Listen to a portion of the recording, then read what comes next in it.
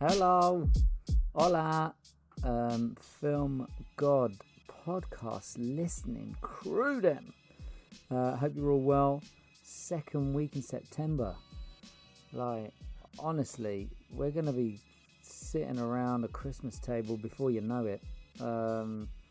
Thank you all for coming in and hitting download and listening to the episode. It really means the world, and it will always keep meaning the world to me that so many of you are kind of listening and giving up your free time to have a little listen to me babble on with people. But this episode, it's just got it all. It really does. It kind of, listening to a man of this caliber with this experience talking such passionate terms about what he does and how he does it and why he does it, should just be a great lesson to that next generation of, I was going to say costume designer, but actually film crew in general. And for those of you that are kind of fully back to work, I hope you're all keeping safe. The kids are back at school. It's the second week of September. We're almost back to normal, he says. So please sit back, enjoy. Drop a review in the Apple Podcast. That really means the world. Share and like all the Instagram stuff. And see you soon, team. Big love. Let's get started. So, ladies and gents, film family, this episode is going to be amazing. So just stop whatever the fuck you're doing. Sit down, relax. Make sure you got your cup of tea, your glass of wine with you, because we've just been talking Zoom says we've been chatting for the last half an hour already. I haven't even fucking pressed record. Oh, no. Holy moly. So, without further ado, what is your name, sir, and what is your role on the call sheet? Hello, my name's Mr. Gammon. I'm a costume designer and fashion stylist to boot. Often I'll be listed as costume designer, wardrobe stylist, if it's an American job, or just a fashion stylist. But I wear it proudly. I've put my hat on and say I'm a costume designer. And you do wear a lot of hats. That is a thing. Oh, yeah. You love a hat. Yeah, cheaper than a toupee. I've lost my hair, listeners, quite a while ago. But hat just sets off the beard. Yeah, I've got a beard as well, viewers. Looks good. So a lot of hats. But in a way, there's a lot of hats. The iPad's flipped. You've been pulled. You've been pulled out. Your headphones got pulled out. I can't hear you.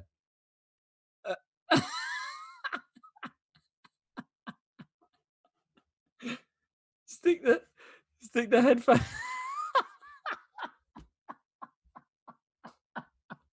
I can't hear you. You got brilliant. It's so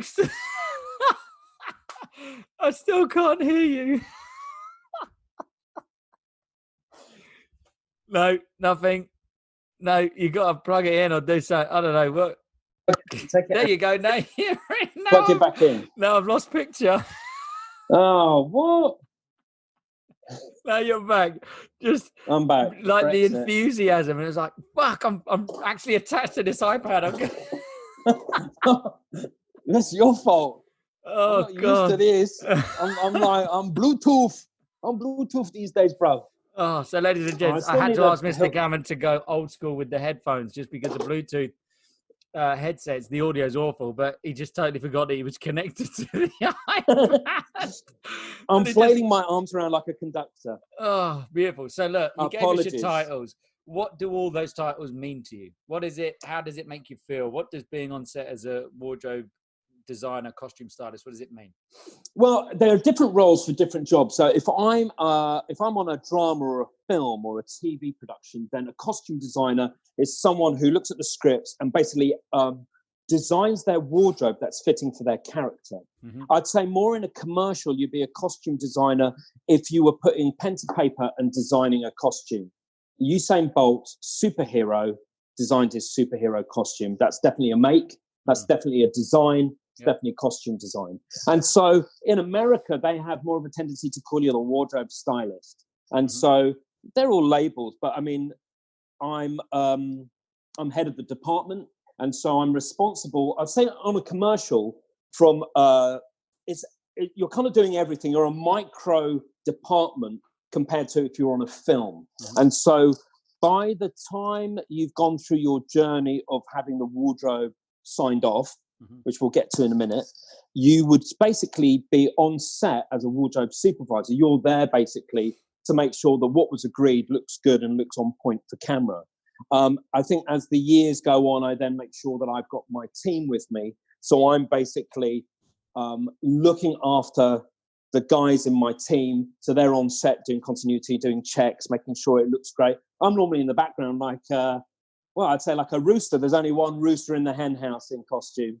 And so I'll be there fluffing my feathers up and going up to the monitor and saying to the client, looks good, doesn't it? Yeah, do you like that jacket? Oh, yeah, lovely.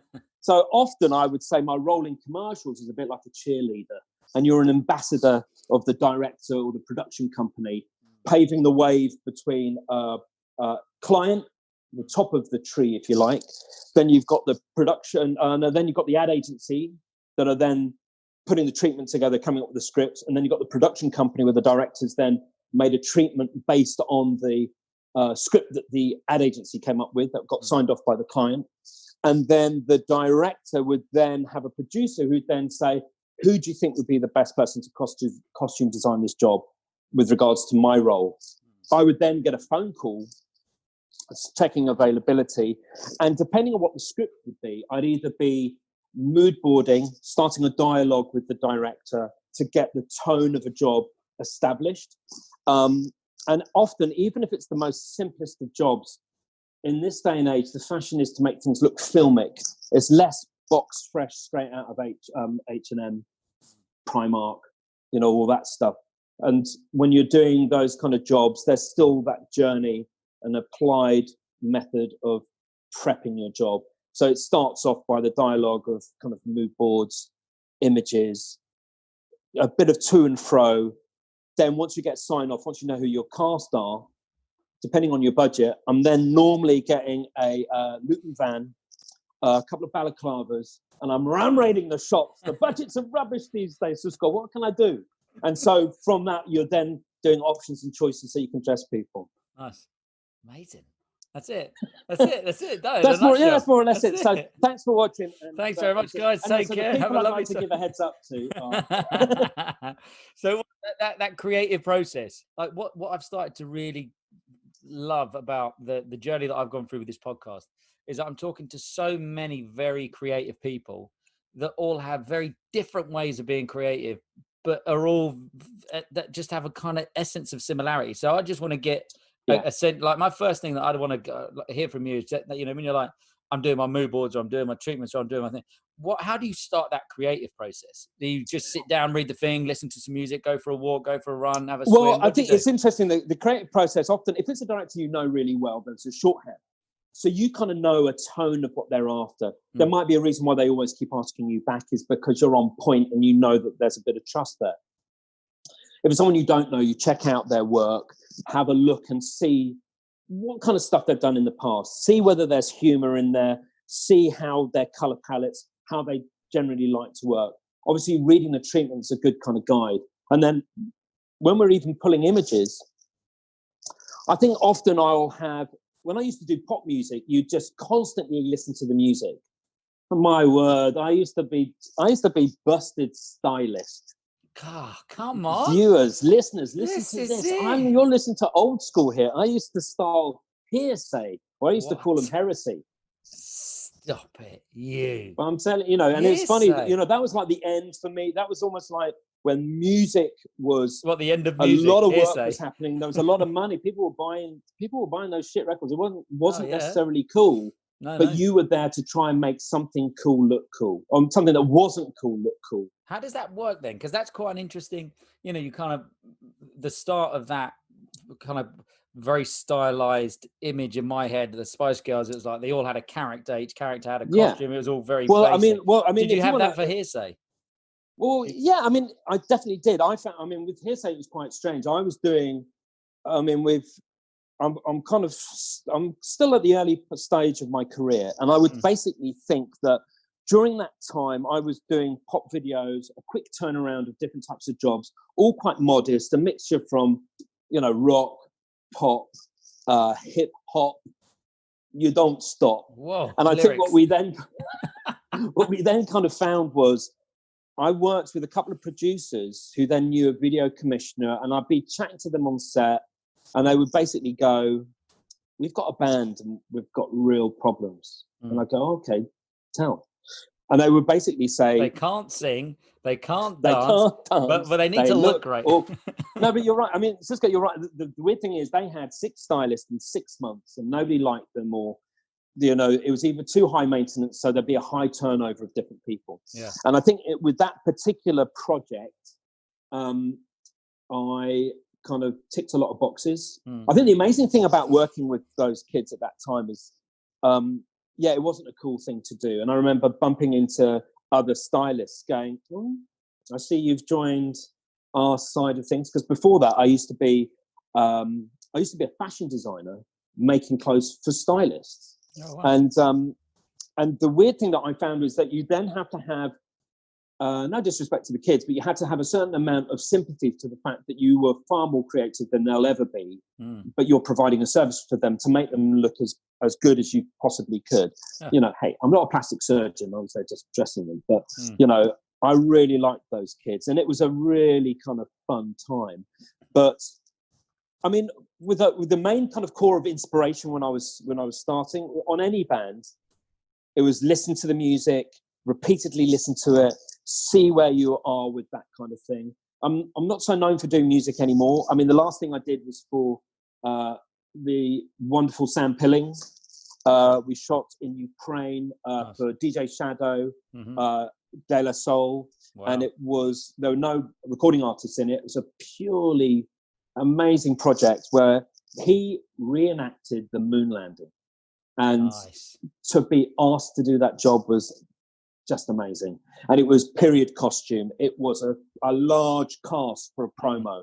We had to make sure that it was of the period, kind of 69, Apollo 11, making sure that the moon landings detail was on point, getting the astronaut suits correct. And then, of course, it's all about a fake moon landing. So there's Stanley Kubrick in there, and there's all the kind of film crew. I mean, the job is, from a designer's point of view, is amazing. We still worked for a color palette, but even when I was designing that and I knew that it had to be in the right period, I repeatedly listened to that music. I repeatedly listened to kind of get a nuance of the beat of the pace of the film, and that job was an absolute gift. But if you wanted to rewind, if you want to ask me the question, how did you? What was the nugget? There's been a few questions that we've just started and just gone off in tangents. Let's start again. So, what is your name? Picking up a record stylus and just plonking it at the front of the. That was just, we suddenly played the side 2. Then what were we doing? Track B. So I guess, but like the initial bit was, how do you start your creative process? But then 2, it was like, when you do those projects, and especially with a band like Hearsay, do you just have to be very specific and just say, right, you're... I think you've got to remember that music's not for you. Yeah. Not all of us can do cool projects. I mean, I had friends who were working on Uncle, Massive Attack, Portishead. I wasn't that guy. I didn't get those jobs, but I was still prolific. I bought a flat. I worked with Hearsay so much that it nearly put me in hospital. I got shingles. I worked every day for 6 months, every day, 7-day week, 6 months.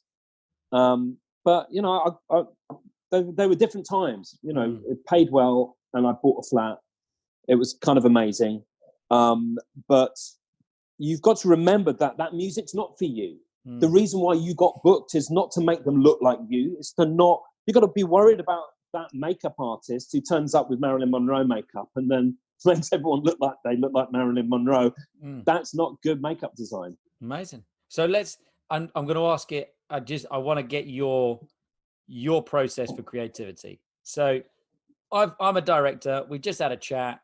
Yeah. You've now got what, a week or 2, however. How long do you give yourself to kind of give them a mood board? How do you start often, that? I think often sometimes it could be, are you available? Can you do something in the next 2 days? How quickly can you turn around some visuals and images and all that kind of stuff? Yep. And so often what I tend to do is, on certain scripts, you're frantically trying to pull the right type of images. Nice. It's a bone of contention for my assistants because I always say to them, for certain directors, you don't want to pull a reference image that looks like it's from a Getty picture library or from Google, and you put in mum, jeans, blah, blah, blah. Yeah. I always say to my assistants, imagine we've traveled forward in time and we've taken a still from the commercial that we're wardrobing and then put that in the fucking board. Because what you want is the right casting, the right wardrobe, of course, but the right location, the right type of grade, and the right type of filming. So when I'm then prepping a job for visual references at all, and I'm a pain in the ass for my assistants, is I'm saying you've got to find stills from movies or from commercials, but I don't want an obvious thing. Don't give me a screen grab from EastEnders. Yeah, it's a mum by a kitchen. No, that's not what I want. What I'm after is like a Mike Leigh film or something. If the treatment is where it has to feel very realistic, like Pete Risky over at Rattling Stick or Sarah Dunlop, if they're doing a job that just needs to feel filmic, but it's not, show busy costume craziness, but kind of just mum, dad, jeans, t-shirts, and natural looking family, then you've got to think about European films, or you've got to look at Mike Leigh movies, or just things that just have a tone to it. So my process would start that kind of way. Often with other jobs, when it is designing, say like the Usain Bolt costume, we just did a menagerie of drawings, and it would then go through a filter of agency client.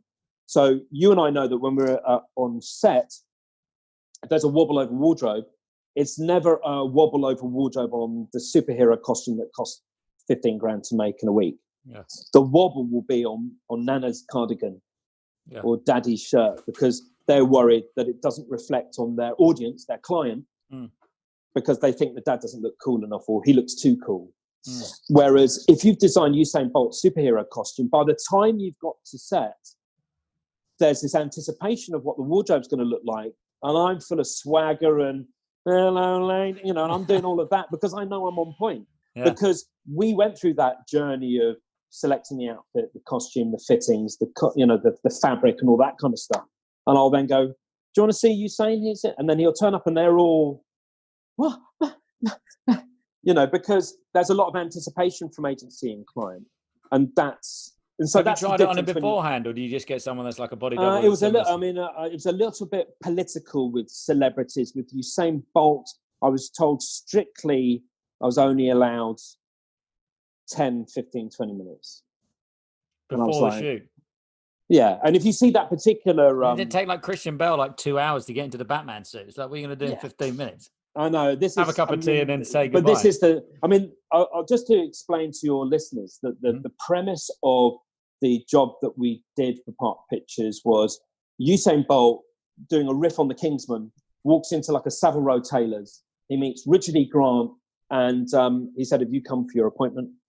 Presses a button, the doors open, you walk through, and there's a whole plethora of superhero gadgetry and kind of art department props and set. It was a fab job to work on.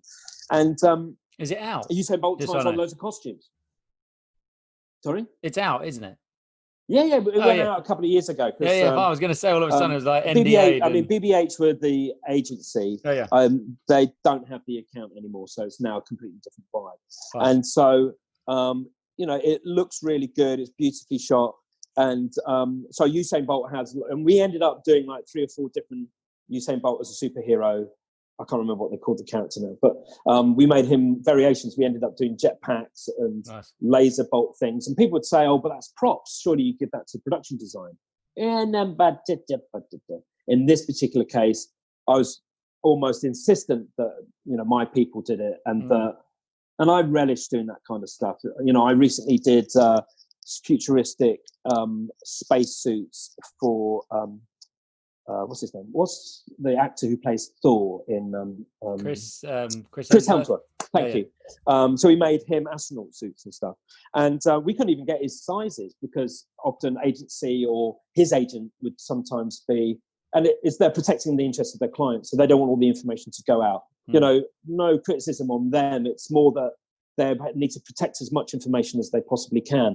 But when you're on a time scale that's pretty tight, you then have to take liberties wherever you can. I think we kind of got in contact with some people who worked at Marvel through different costume people to try and find out sizing and stuff. But you know what? He turned up on set, he put it on and it fit him. Boom! Boom, boom, boom, boom, boom. And it all lit up and shit. So, you know, the helmet was all kind of backlit. Chris Helmsworth, another name. Nice. Oh, you dropped that. You know. Do you want to pick that up? Here you go. That's no. I'll give you another one. It started off with his. But the weird thing for me is at the beginning of my career, like my second job was the Rolling Stones. Wow. And so let's talk about that then. So what was the process before that second, before the second and the first job? Always loved costume, always loved designing, was good at art. I made a joke at school. Listeners, always stand by the courage of your convictions, because back in the old days, you can imagine Mr. Gammon as a little boy, still had the beard and moustache, but a full head of hair.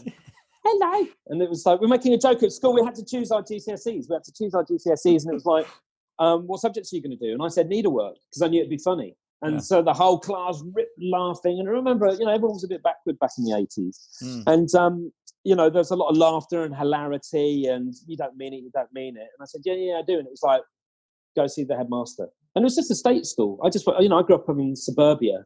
And it was very funny. But obviously I was then in that awkward situation where the headmaster goes, do you really mean it? Do you really? And I, at the time, was going, oh, girls are allowed to do metalwork and needlework. Why can't boys do? And they said, all right, you can do it. And from that was the kernel of me kind of showing off, and I ended up staying on to do it. And my educational career would have been GCSEs, A-levels, art foundation course. Then I did the degree. Then after the degree, I went to the Royal College of Art, did an MA. So I've got letters after my name, MA, BA, MA, RCA. I'm not RC, I've got an RCA. Royal College of Art. M&S, BHS, MFI. There's only like 8 places in the country. So from that little joke, by the time I was 24, I was designing and making clothes for the Rolling Stones. And so when I left the Royal and I did a collection, and my collection it's weird. It was kind of, at that time I wanted to be a fashion designer. And I then thought, if I could get famous people to wear my clothes, then I could get backing, I could get some notoriety. I could then end up being a big fashion designer. And I think I realized quite early on that I didn't have the capital to do that, and I didn't want to do it enough to want to do it. Yeah. And I had the fortune of, back then, this is so old school, listeners, I was faxing record companies. Do you remember a fax? Yeah. I was faxing letters and examples of my work, like Brilliant. A pixelated black image of a... But I did a collection at the Royal College of Art that was very glam rock. It was all kind of ruffled bikers jackets. It would kind of look like 70s ruffled bikers jackets, gold lure. I mean, it looked rock and roll. And I got in contact with a record video commissioner, who then got in contact with a stylist, who then came around to see the collection, who then borrowed it for a shoot. I then got on well with that recording artist, who then knew the management for the Rolling Stones, who then said their costumes, their stylist is then looking for different designers to do the Voodoo Lounge tour. And I ended up making not masses of stuff, but I made like 3 or 4 bikers jackets for Mick Jagger and a couple of things for Ronnie Wood, and that was it. And about 4 years later, I got another call and ended up making stuff for Keith Richards as well. And we did the tour that came after that, Bridges to Babylon. And then at that time, I then started getting known for, I was making clothes for Bewitched, Busted. Well, no, Busted came later, but I was doing... Are they the Irish band? Yeah. Fight like my dad. Yeah. Nice. But the weird thing is, because you said any amusing stories, my amusing Bewitched story was they had a stylist, and I did loads of designs and costume designs, and they then got commissioned by the record label, and we did all this. We were taking denim jackets, taking them apart and remaking them in a late 90s kind of styly, and then we were covering it all in Del Monte crystals. I was off my bean at Glastonbury. My poor assistant had to do it. Sorry, Madeline. Madeline, so she was my first assistant, and it was like, I've got tickets. I've really got a whole weekend. Yeah. Glastonbury 98, I've got to go. And so she kind of, cursed me, but did an amazing job. But but in a way, that's kind of how my career kind of started. I was known as a as a fashion designer who'd make clothes for stylists. And so I would make kind of, I made stuff for the David Bowie tour. I made kind of weird accessories for U2. And then I think they got to a stage where I had a couple of stylists say, would you like to assist us? Would you like me to assist them, is what I mean. And that's when I almost had that light bulb moment where I thought, this is interesting. This is good. Yeah. And I remember being on set going, yeah, I fucking love this. And the only trouble that I then had is I was quite arrogant back then. So I didn't want to assist anybody. And I thought I could just go straight into it. And that's what I did. So it was a bit of a struggle because I then didn't get much set experience because I think I slowly started doing fashion styling, fashion editorial. I was still making. And then it got to a stage where there was a couple of producers who said, well, we know this guy who can costume design and he knows how to go to fashion PR companies. He knows how to go to Topshop and the high street and make it look designer. So I was then known as someone who could then turn that kind of stuff around. So it kind of, the natural fit at that time seemed to be with pop because I was funny and I was good with the kids. So, that's how that kind of evolved. So you spoke, we had a chat and you kind of gone through your educational bit and it was like, you got your BA, you got your MA, you got to the Royal College. At what point did you suddenly kind of go, right, I'm Mr. Gammon? Like, was that a conscious decision that you wanted to create a... it's an interesting question. No, it's that's brilliant. I mean, it's an interesting question. It's that weird thing. For a long time, I've always had people say, but what's his first name? Who's Mr. Gammon? You know what? That's all kind of worked in my favor. Yeah, it's part of it. And the weird thing is, it was kind of like, it's that amazing thing where, I've been so fortunate and lucky to even have an education and to have the opportunity of going to those places and have that remarkable educational career and be able to do all of that kind of stuff. And I think there's that weird thing when you're a kid, often for my friends who are working out their sexuality, they have a chance to come out when they're at college or, they work out their sexuality or their sexual preferences the older they become. And it's a fascinating time when you're in your late teens because you then just work out who you are. And I think for a long time, I kind of felt that it was a perfect stepping on point when I was you want to know the reason why I'm called Mr. Gammon? Is I had a bunch of older friends who took me under their wing when I was doing art foundation course, and they were third year fashion students. So they're about to finish their educational career and I was about to start.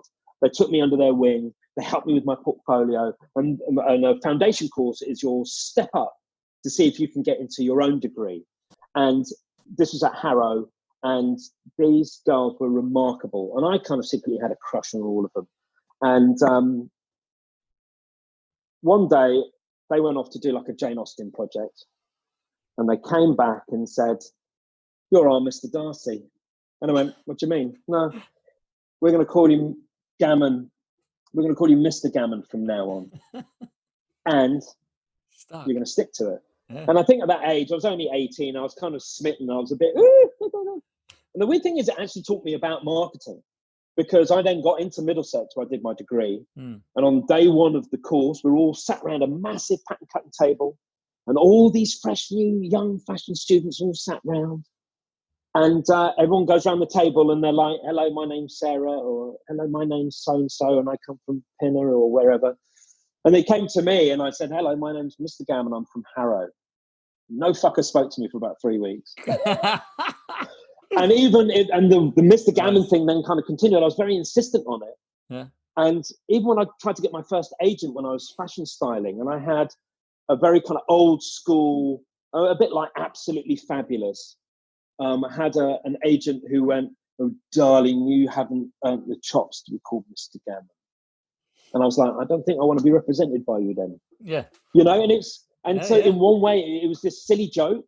And often there'd be this banter on set where people would say, "Okay, well, seriously though, what is your first name?" And I'd be like, "Mr." It's only certain people who are bothered about what Banksy's name is. I'm no Banksy, don't get me wrong, but the name thing, it stood me in good stead because some people now know me. I have a little bit of infamy. And the weird thing about costume designers, production designers, DOPs, it's a cult of personality. You know as a second that your first will want you because you're not a patsy. You don't want to be hoodwinked or bullied by crew, cast. You've got to get your shit done. And in one way, the Mr. Gammon thing has kind of, maybe it's worked against me sometimes, but generally it's been this fun kind of thing. I take my work desperately seriously. I don't necessarily take myself too seriously. But it's ended up being a mantle that's been a good way of people then remembering who's that guy, and it's pretentious, but a lot of the work we do is pretentious, it's kind of, it's part of that role. And there'll be times, we did a job recently and I went off set to make a phone call or to receive a phone call. Listeners, I'm on it on set. Don't think I'm going off networking. And I turned my back and the cast had changed. Do you remember this? Yeah. And we're in a residential house, so we're all like limpets or little reptiles that you see on villa walls in the when you're on set, huddling in staircases. Yeah, when you're in a semi-detached house, well, not semi-detached, you'd never get us all in, but we're all huddled in a toilet or we're in the spare bedroom and don't move the creaky floorboards and all the rest of it. And I'm on the landing going, who fucking changed the wardrobe then? And my dear second Cisco here he had my back. He was going, shh, hey, they can hear you. They're just there. I went, where are they? They're in there. And I walked in and I just went, guys, you don't pay the top dollar for Mr. Gammon for you to change the wardrobe.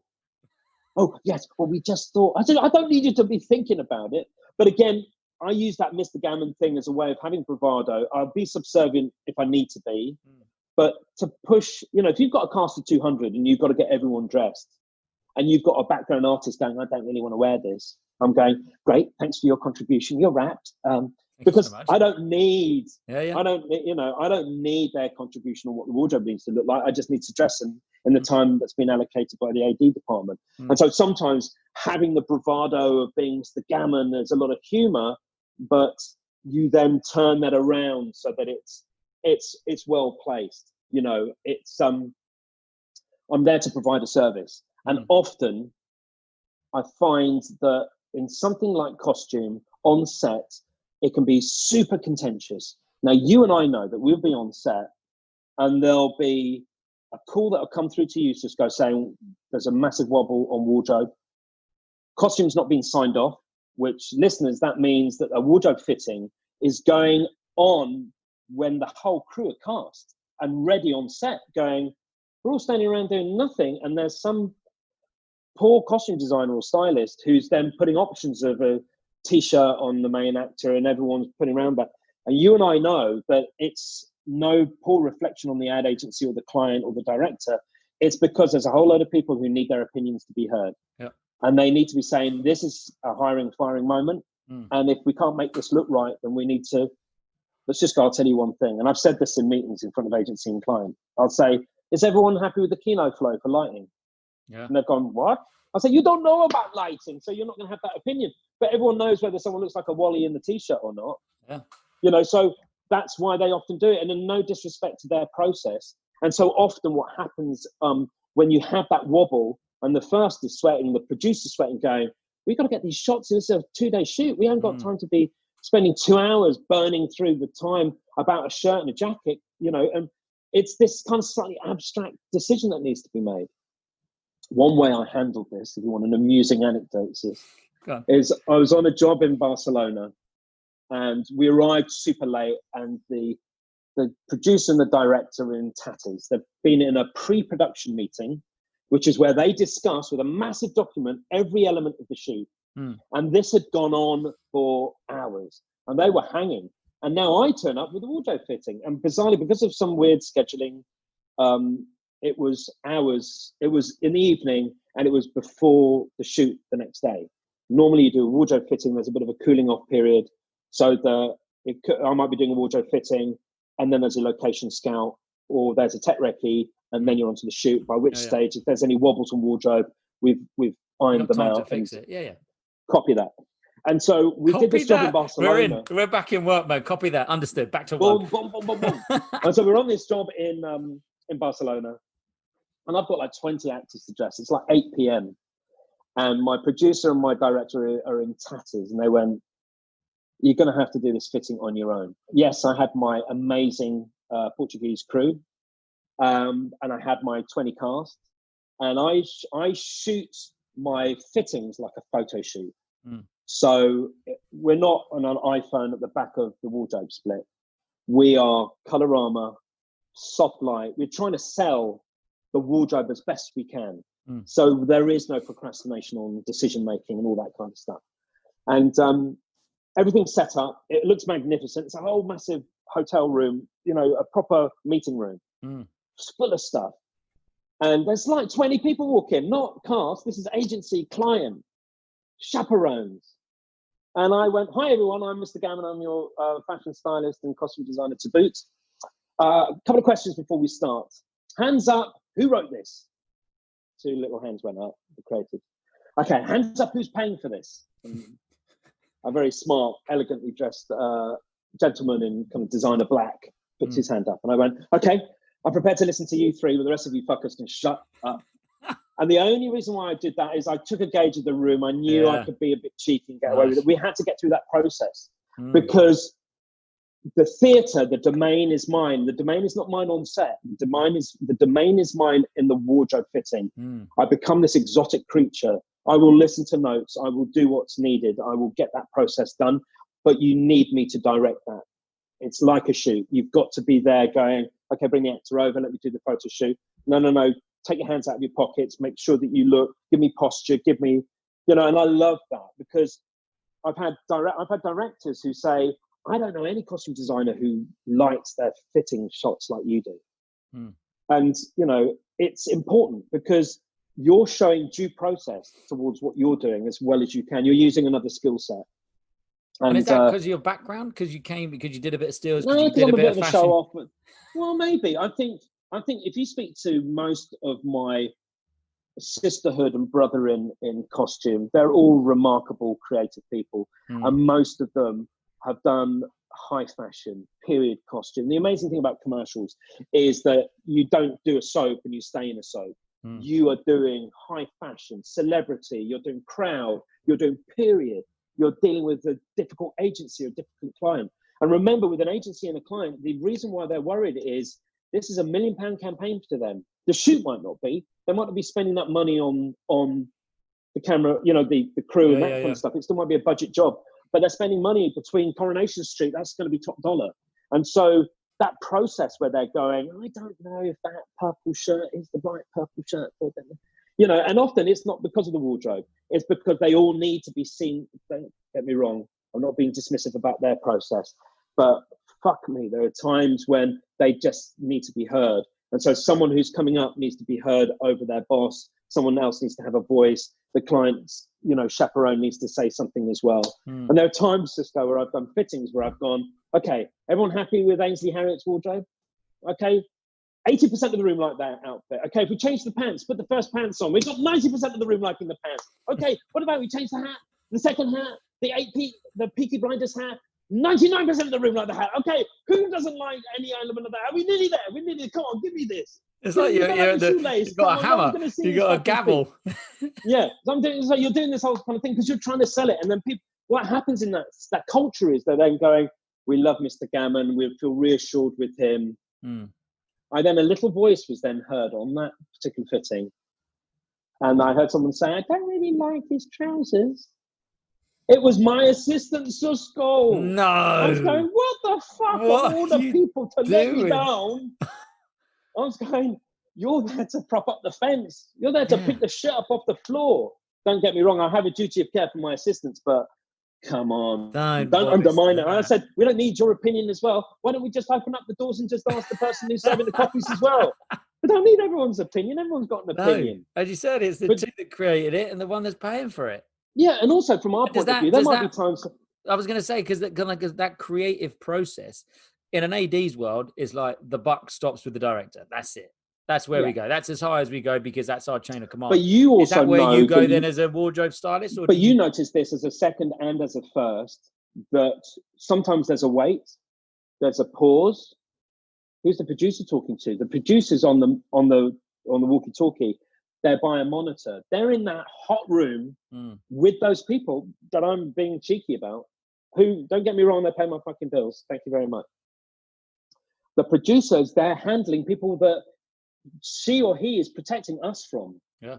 Where they're saying to a client, what do you mean you don't like the shot? Well, you think the product is 2 millimeters too far over from the right hand. You know, that process, those amazing producers who have to handle that side of it, who in that room, charming them, listening to their small talk, making sure that they're well looked after. We're providing a service for those people because sometimes there is the craft in the filmmaking, but we're also providing a service for people who are not film people, who are going to freak out about that purple shirt, who are going to insist on having, you know, a latte that's made out of almond milk. You know, you know, the service goes beyond what's on camera because it's big like business and we need that business. People. It's like non-creative people but, I mean, making creative decisions. Yeah, it's just I'm being dismissive. They are creative. Don't get me wrong. I think there are times when we can be in our own bubble for our own departments and go, wardrobe signed off. I brought a truckload of stuff anyway. Words. Isusko's coming over saying, why aren't these guys ready? And I've gone, mate. We're going again on the mum. Yeah. They don't like the pleated skirt. But often I'll, you know, and it's their process. And I think you then have to have that steel. That's when cheeky Mr. Gammon comes in by managing those kind of people. Remember, the job's a gift. I love this job. And you know what I love about the job? It's the people. You know, we can be in a process, whether it's freezing cold, pouring down with rain, trying to make people look like they're on the summer holiday and we're shooting in Bognor Regis and it looks like shit. We are there to make things look as we possibly can because we're filmmakers and that's what we do. But the other thing that I love about the job with the people is hopefully as me in the costume department is a duty of care. And that goes from the young men and women who work under me all the way through to that difficult cast member or that celebrity, all the way through to the agency or the client who are paying for it. And being able to find that, it is a fine line. There are times when I don't want to push it too much. I do push it too much. But there is a way where you can go, okay, I hear your pain. You know, and it's, you know, the only thing I can't abide by is people being rude.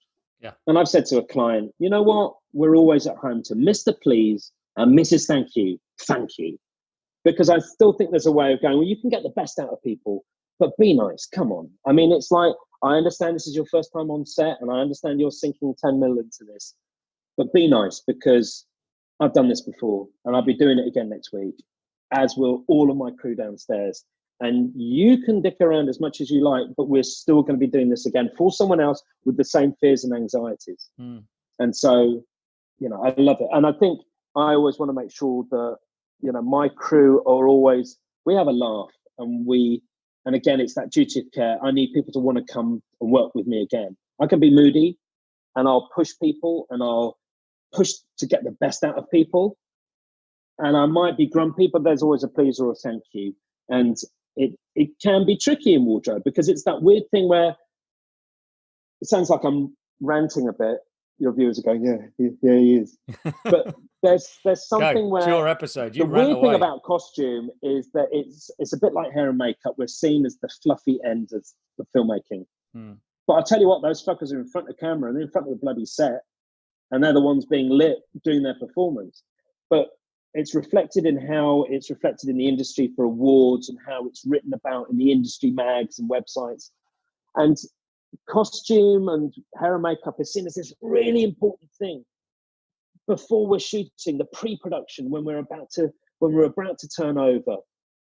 But it's like the least recognized thing once we've wrapped and once we've done. I mean, you know that as ADs. I mean, it's like there's no due consideration for that difficult shoot where you had that cast of thousands and you got them all in sync to run over that hill at the same time and take off their hats and do whatever you need them to do. I still love it, Sus. I love it. It's such a gift. Coming back, man. We're coming back. We've had what 3-4 months now of. Yeah, I mean you're right. I mean it's like not sausage. Yeah, and it's an interesting time. I think it's that thing where there's an interesting analogy with, we had this wobble during the banking crisis, and it got busy. And it got busy because we needed to encourage people to go out and buy shit they don't need. And I know we're in film, but we're in commercials in film. And yes, we're trying to make shiny images so that we can entice people who do watch Coronation Street or terrestrial TV or streaming online or wherever they get their adverts from, because we need them to buy stuff. It's a model that still works. And yes, it will change. People are buying more subscription-based content from Disney Plus and Netflix and the usual kind of, Apple and all the other people who are getting in on all of that service. But they'll always be finding a way that we can try and entice filmmakers to try and make the shiniest, most beautiful film. Often I did a drama. I felt there's been commercials that have had more empathy in the 45 seconds that ended up on film than some of the 6-hour dramas that I've done. Because it's still about good writing and good filmmaking. Is that ranty enough for you, Isusko? Well, listen to me. God, it's amazing. Because you're talking about, like, I haven't needed to ask a question. I think I've asked you one question. How are you? Question. What do you like? I've asked you your name, the call sheet, and how do you be creative? And that's it. That's it. That's all I needed to ask. You've steered the ship, Isusko. You've steered the ship. And I'm a big ship, but I work to a tiny budget. That's the advert over. Hashtag at whatever. But yeah, it's There so is what that have you due got? process. I guess we've kind of we know we learned your history. We the people that have worked with you know about you. They know your energy. They know what they get. If you now, having had all of that experience, would you want to go back to yourself at the degree level when you're at any point back, and would you have any words of advice to yourself?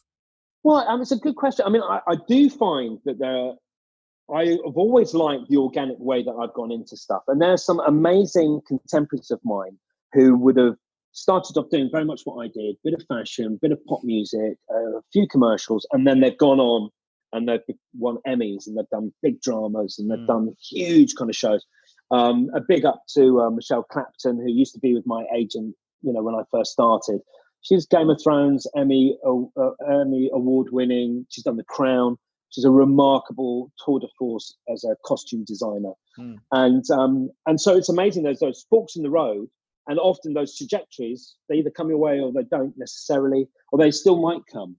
Often I would have thought that I love long form, but I now realize it's not the be end and end all, because you could work on a long form that no fucker will ever see. Yeah.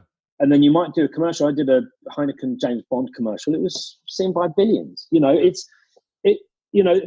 necessarily a lesser art. Yeah, I've always said I'd love to do like an audio commentary on some of the commercials I've done, but it'll be, hello, my name's Mr. Gammon. Oh, that show was all the kind of, and that's the end of the commercial. That'll make I'd like to hear that. Because all you do, it's a split screen. You get to pause the video, you can have a chat, and then you unpause it and you talk through the process. The thing I do love is the high turnaround that we could be doing kitchen sink drama, or we could be doing astronauts, Vikings. I love the fact that I've kind of made stuff, that I've got model makers. I love doing the good example is there was a Sainsbury's Christmas commercial a couple of years back. And it was with Michael Gracie, big Hollywood director. He gave me huge amounts of freedom. And we did this job where it's kids putting on their own kind of nativity play and they're singing a song. Amazing. And they all come out in these batshit crazy costumes and Christmas baubles and presents. And during that whole time, I again said we need a duty of care. They're kids, they've got chaperones, but we've got to make sure we've got a really good crew of boys and girls in my team that can dress them and be gentle and look after them and listen to the ADs, listen to the chaperones. But at the same time, for me, I'm still being kind of really creative. Great example is we had a Queen costume. The Queen on telly was all I had in the treatment. Queen on telly as a costume. And I went, she needs to be in a telly. So it didn't go to art department, it went to me. And I said, okay, we're designing a costume and the costume is a television. Brilliant. And we'll make just the top half that you'll see. So with the wig, AJ brilliant makeup artist did the hair and makeup. A little silver wig, and we put it on this little girl, and we made a queen's little tunic with the pearls and the white gloves, and did all that kind of stuff. Yeah. And we had to make these props before casting was done, a month before casting was done. Well, I made it going, well, they made it out of MDF.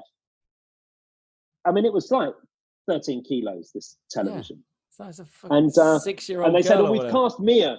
Mia was 6. Yeah. Isusko, she was 6 years old. We made the television, and she lifted it, and she was like this, don't worry, Mr. Gammon, I can do it. And she's kind of going all over the place, going, oh.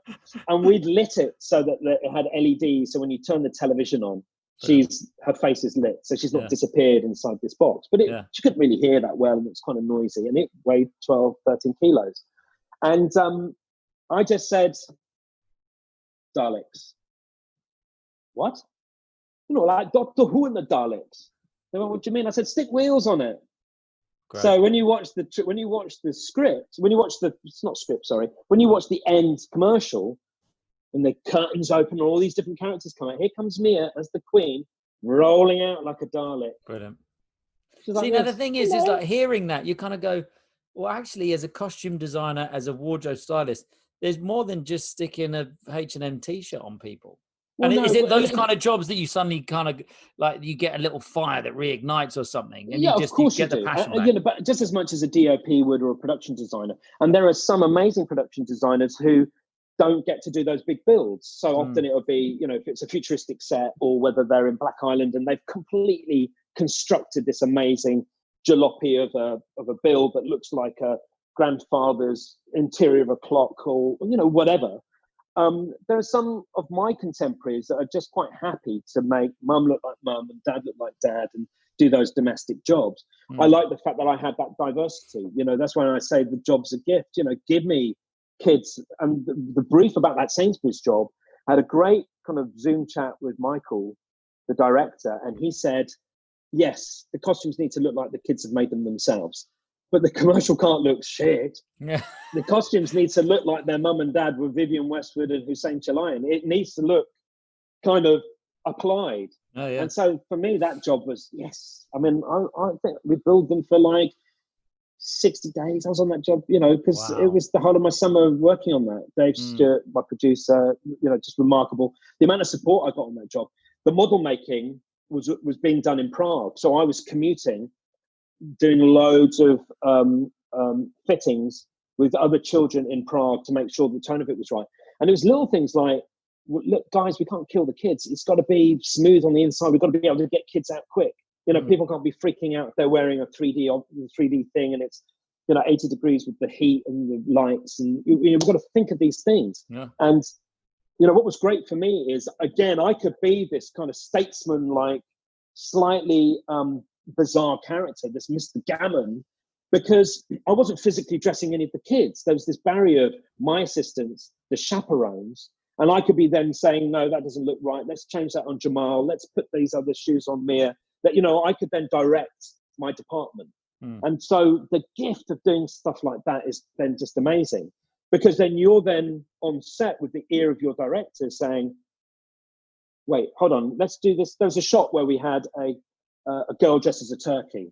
Of course, the girl was vegan. Classic. Made it hilarious. Oh, Could be dressed in a turkey costume. But I said, yeah, but we don't want to make the turkey look like a really rubbish turkey.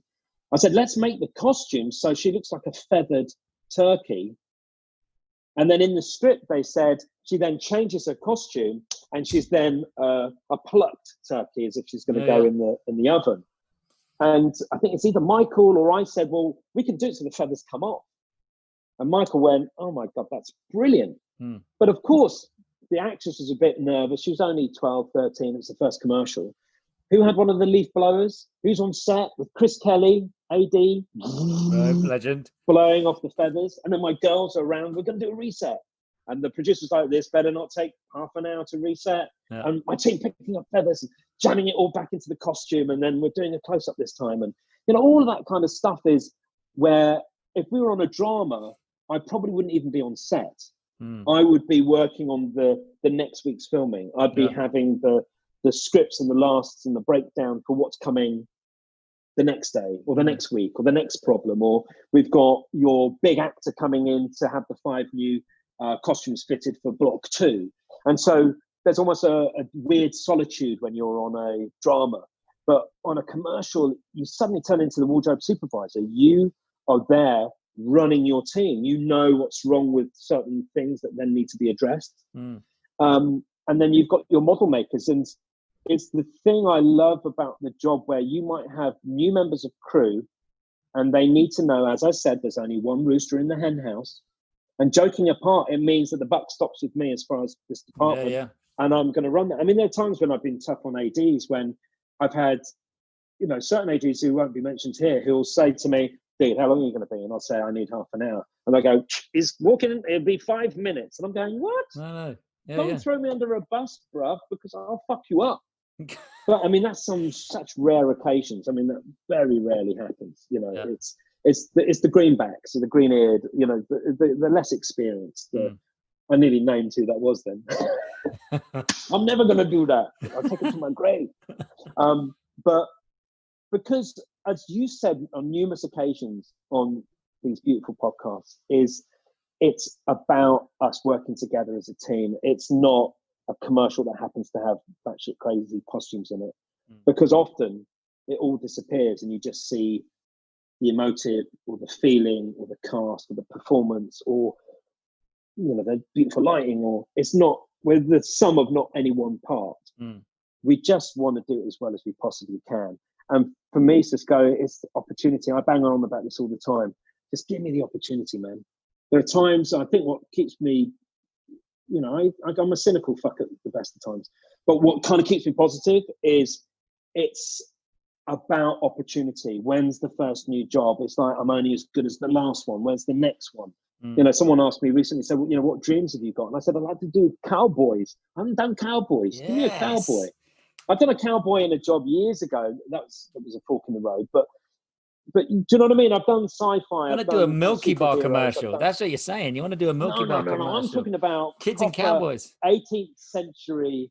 It's that thing where there is a craft, and I think you've touched on this before, where you can have the same amount of lights, you can have the same amount of kit in the same location and have 3 different gaffers and 3 different DOPs, and they'll make it all look beautiful and different and right in different ways. And you could give me 100 quid and we could go to, well, I'm against Primark and all that fast fashion shit, but on our budget, let's say we go to Primark, Primani, if you like, and we have 100 quid, and the brilliant Rebecca Hale has 100 quid, and the amazing Selena Wong has 100 quid, and Hannah Grant has that 100 quid, or Bet Atkins Crofts has 100 quid, or Alexandra Day has 100 quid. And you know what? We'll all turn up with something that will look on point. It'll all be different, but it'll all be remarkable. But, and that's the beauty of what we do, and hopefully it's our personalities that are the ones that make us do the one thing that makes it different from what other people do. Damn. I talk a lot. Sorry, sis. I love it. So what advice have you got for younger self? I forgot you even asked me that. What was I talking about? It's like you just let that ball bearing just trundle off. I just went on a rocky path then. I love it. But I gave a heads up to some of my brethren. They were there. I saw them. I know them all. I love them all. They're all amazing people. Johnny Frankel is another. But I think it's a weird one. I think if I wanted to get into film and TV, I think I procrastinated a lot. I think I realized that I wanted to be a fashion designer. I kept banging on about it. And then very quickly I realized that wasn't right for me. And then I went into short form. And I think a lot of it was the bada bing, bada boom to get your next job. When you're first starting and work isn't that fluid, and it's the hustle, which I kind of feel is back on us again. And I think in one way that was then distracting, because I didn't go for hell or high water. I'm going to be an assistant with an umbrella, looking after crowd on some BBC TV drama that I don't think is very cool, but I'm doing it and I'm paying my dues. And maybe that's the kind of question I should have asked myself, to basically tread a path that was more for that kind of long form. But you know what? That's not necessarily the right way to go. I think have the courage of my conviction. Be patient. Be nice. Be under budget. Boom. Pow. I think those are the staples of my mantra that I say today that I do then. Learn the emphasis on the dollar. Know full well that if you can be production friendly on money and be accountable, that will always stand you in good stead. Don't hand in to accounts a bag of receipts going, yeah, I kind of spent $2,000. No pounds, shilling, pence, euros, cents. How much did you spend? Where did you come in at? Because even back in the days when money was sloshing about, you had to be accountable. And people would take short shrift of the people that fucked up the budget if they didn't know how to make it work. And that stood me in good stead when I eventually did then go and do dramas, because I was production friendly. And it's not about undercutting myself. It was more about saying, we don't need to spend all of this money when I've got great stuff, and we'll rent it to you and it'll be more sustainable. Or you find other ways of making it work. So I think that's the advice: is be accountable, be nice, be on time, be proficient, and love your other departments, love those other departments. Amazing. What a chat, dude. I'm just, No, I could go on. Don't clap. The clap is get him off. No, it's been an hour 45, and I feel like we've just we've just dipped into how the brain works. Yeah. It's like you've just the top of your head off. You've just let it go. It's the pebble that you splash on the top of it. When you skim a stone on the top of on the crest of a wave. The job's a gift, man. I love it. I really do. Anything else I want to ask, or are we finished? No, well, I was just enjoying that little. I was like, it was just the pause. This I know. Sorry, pause. I'm now all hyped up. I'm bada bing, bada boom. Well, look, the end of the eps, I always just kind of give the floor to you, and it's my way of kind of saying thank you for coming on and giving us your time, and for just not censoring yourself. So some people might be like, oh fuck, I shouldn't say that, or maybe, and you're just overthinking. You've just kind of gone, just been open, you've just allowed yourself to kind of be true to yourself, and you've said things. Be candid, be funny. Well, it's you, it's who you are, it's how you work. And if anyone thinks that this is like you were like this before I recorded, you're like this when we're at work, you're like this if I'd speak, you're probably like this to your parents, you're like this to your wife, but then you're like this to your kids. But also, hopefully, if there's some of your listeners that then check out my work and still see there's a quality in there, whether it's the more pedestrian stuff or whether it's the high-end stuff, there's hopefully something that then comes across that is good filmmaking. We're filmmakers, it happens to be in costume, but I'm a filmmaker. Boom. Well, look, I'm going to wheel away from the microphone. The floor is yours. If you've got some shout-outs and thank yous, go. It's all yours. Yeah, real kind of, there have always been like forks in the road. I mean, producer Richard Wieger, I did a pop video that suddenly set me on a 20-year relationship with two directors who I still work with today, who I still dine out on, that still does current, fresh and amazing work. Tom Kuntz, hear up your name. Mike Maguire, they don't work together anymore, but I love those gents so much. They've been so kind of supportive. But Richard Wieger was a producer when I was doing kind of Tim Pot promos, and I just needed that cool job. Even today, I'm still proud of that job. So a big up to them, a big up to makeup artists and production assistants. There are times when you're on set and sometimes you open up your hearts and you confide your personal shit to people. And there's been a handful of people, whether it's your Lou Hintons or your Eve Coles, and there's a lot of other amazing men and women out there who've heard some real hard-hitting personal shit from me. And they've always been there for me. So then when they've heard good news, they've shed a tear for me, and those remarkable men and women mean an awful lot to me.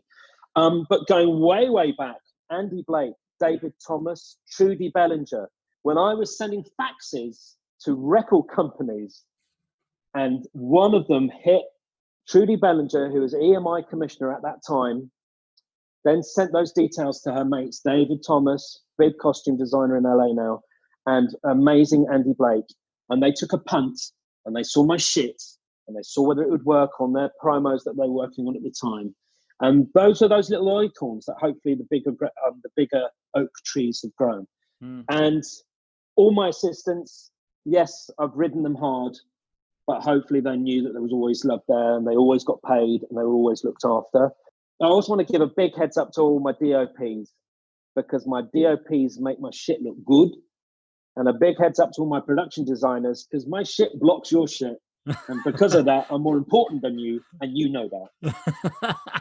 And my big one is to end with Susan, my partner, who I love dearly. And she is just one remarkable chicken. And we're a team, you know, and life is a gift. Oh, fucking jeez. See,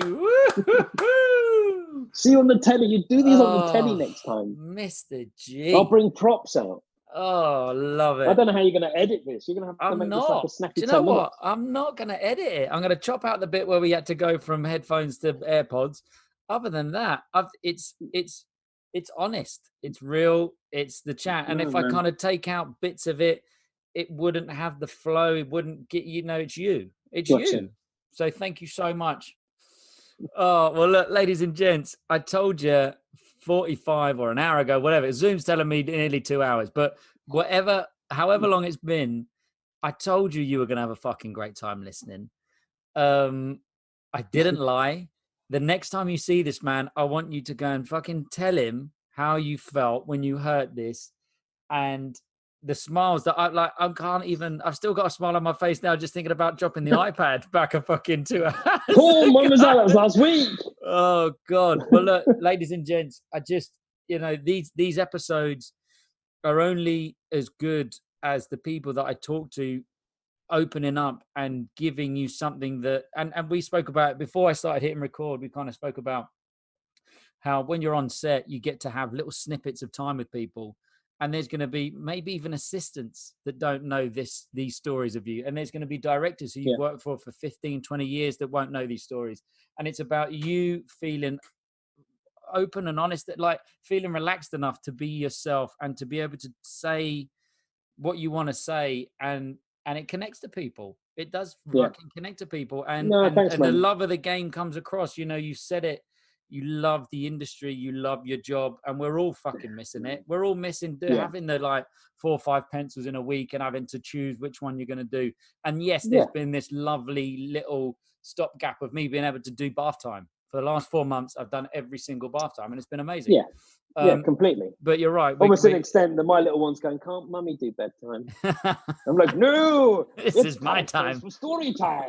Go, go to sleep. This is an interesting bit. Imagine the character walking through. The costume is the gold lame.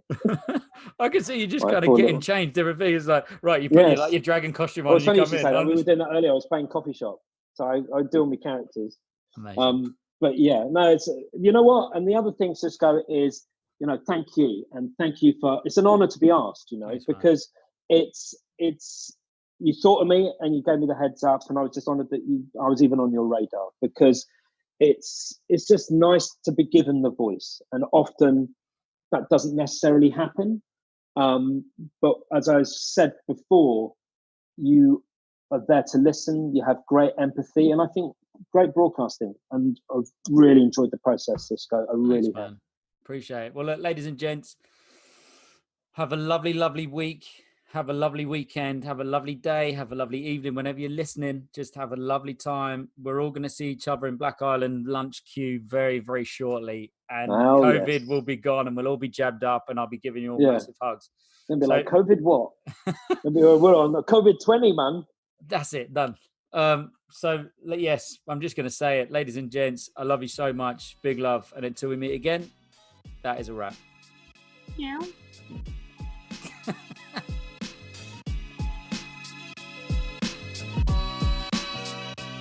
So that was a chat with the king or queen in the game. I give it a shout at the end so you all know the name. It's the Film Gods Podcast. The what? The Film God Podcast.